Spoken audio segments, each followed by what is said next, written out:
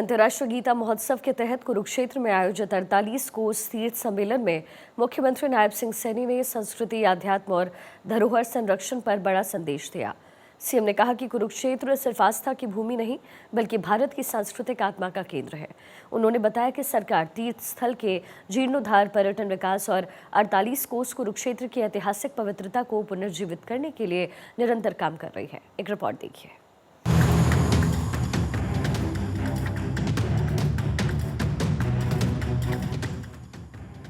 अंतर्राष्ट्रीय गीता महोत्सव के तहत कुरुक्षेत्र में 48 कोस तीर्थ सम्मेलन का आयोजन किया गया। इस मौके पर मुख्यमंत्री नायब सिंह सैनी ने सभी को गीता जयंती की शुभकामनाएं देते हुए कहा कि महाभारत काल में आज ही के दिन कुरुक्षेत्र की पावन धरती पर भगवान श्री कृष्ण ने अर्जुन के माध्यम से मानव जाति को कर्म योग का अमर संदेश दिया था। उन्होंने कहा कि धर्म क्षेत्र कुरुक्षेत्र में पिछले 17 दिनों से गीता प्रेमी, सज्जन और श्रद्धालु 10वें अंतर्राष्ट्रीय गीता महोत्सव का आनंद ले रहे हैं। मुझे खुशी है, अंतर्राष्ट्रीय गीता जयंती महोत्सव हर जिले में गीता के स्वर भी गूंज रहे हैं। जिला स्तर पर भव्य कार्यक्रमों का आयोजन हुआ है। एक साथ मनाया जाने वाला यह महोत्सव धार्मिक, सांस्कृतिक, कला एवं संस्कृति का एक अनुपम उदाहरण है। मुख्यमंत्री ने कहा कि कर्मयोगी प्रधानमंत्री नरेंद्र मोदी ने वर्ष 2014 में कुरुक्षेत्र आगमन के दौरान यह आश्वासन दिया था कि कुरुक्षेत्र को गीता स्थली के रूप में पहचान दिलवाने के लिए हर संभव प्रयास किए जाएंगे। प्रधानमंत्री के मार्गदर्शन में वर्ष 2016 से गीता महोत्सव को अंतर्राष्ट्रीय स्तर पर मनाया जा रहा है।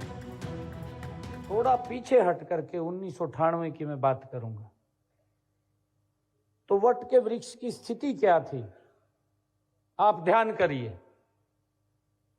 परंतु इस विषय को अटल बिहारी वाजपेयी जी देश के प्रधानमंत्री थे, लोकसभा के अंदर उठाया गया और अटल जी ने स्पेशल पैकेज उसके जीर्णोद्धार के लिए दिया। मुख्यमंत्री ने देश के कई प्रमुख मंदिरों का उदाहरण देते हुए कहा कि प्रधानमंत्री नरेंद्र मोदी लुप्तप्राय तीर्थ स्थलों के संरक्षण और जीर्णोद्धार को प्राथमिकता दे रहे हैं। उन्होंने कहा कि जो समाज अपनी सांस्कृतिक धरोहर को संजो कर रखता है वही आने वाली पीढ़ियों को उत्तम संस्कार दे पाता है। इसी उद्देश्य से सरकार वेद, पुराण और गीता की रचना स्थली हरियाणा की सांस्कृतिक धरोहर को संरक्षित रखने और नई पीढ़ी तक पहुंचाने के लिए निरंतर काम कर रही है। 2023 में 48 कोस कुरुक्षेत्र भूमि के 164 तीर्थों की सूची में सर्वेक्षण एवं उनका दस्तावेजीकरण का 48 नए तीर्थों को इसमें जोड़ा गया है। सीएम ने कहा कि प्रदेश सरकार का प्रयास है कि ब्रज की 84 कोसी यात्रा की तर्ज पर 48 कोस कुरुक्षेत्र तीर्थ यात्रा शुरू की जाए।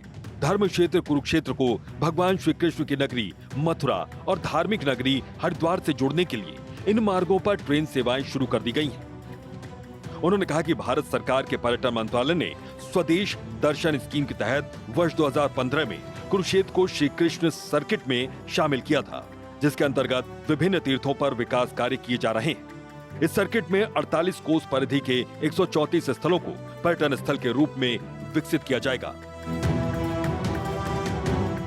मुझे बताते हुए कि इन तीर्थों पर जो ये 80 तीर्थ हैं जिन पे काम चल रहा है, इनके ऊपर 80 करोड़ 55 लाख रुपए की राशि से 4 तीर्थ स्थलों ब्रह्म सरोवर, ज्योतिसर तीर्थ, नरकातारी, सन्निहित सरोवर, इसका विकास भी शामिल है।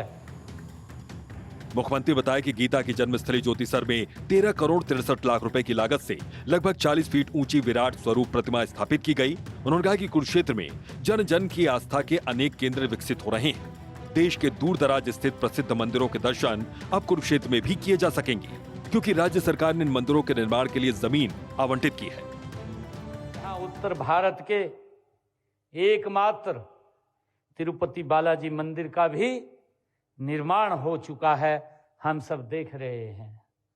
साथियों, इसके अलावा हमने यहाँ पर परम श्रद्धेय स्वामी ज्ञानानंद जी महाराज के तत्वाधान में जियो गीता संस्थानम और अक्षरधाम मंदिर, इस्कॉन मंदिर तथा ज्ञान मंदिर का निर्माण भी यहाँ पर किया जा रहा है।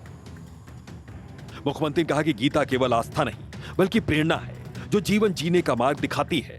उन्होंने क्षेत्र में स्थित विभिन्न तीर्थ समितियों से आह्वान किया कि वो अपने तीर्थ को अपना गौरव मानकर उसके संकल्प, उसके विकास और संरक्षण में योगदान दें। उन्होंने सभी से मेरा तीर्थ मेरा गौरव का संकल्प लेने की अपील की।